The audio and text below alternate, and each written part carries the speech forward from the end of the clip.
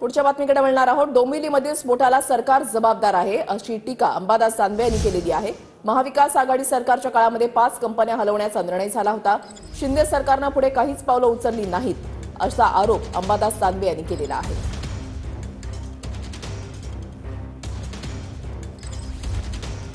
Specific सगळा industrial area तर shift करणं अवघड आहे, परंतु ज्या 5 कंपन्या इथल्या या सगळ्यात आधी इथून शिफ्ट केल्या पाहिजे, इथून बंद केल्या पाहिजे हे ठरवलेलं होतं। दुर्दैवानं आमचं सरकार गेलं, आताच गद्दारांचं सरकार आलं।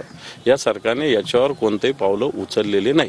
मला वाटतं या उद्योजकांना पाठिंबा देण्याचंच काम हे सरकार करतं। अशा प्रकारे अनधिकृत उद्योग चालवणाऱ्यांनाच सपोर्ट करण्याचं काम हे सरकार करतं, अशा प्रकारची शंका आमच्या मनात आहे। माझी तरी मागणी राहिली की रिएक्टर विषयी जसं बॉयलर विषयीचं धोरण आहे तसं रिएक्टर विषयीचं धोरण असण्याची आवश्यकता आहे। हे रिएक्टर का फुटतात? कारण हे जुने, हे महागडे असतात रिएक्टर। छोट्या कंपन्यांना हे खरेदी करणं सुद्धा अवघड असतं। मग मोठ्या कंपनीनं डिसमेंटल केलेले, फेकून दिलेले अशा पद्धतीने रिएक्टर ह्या कंपन्या वापरतात आणि त्याच्यामुळे स्फोट होतात।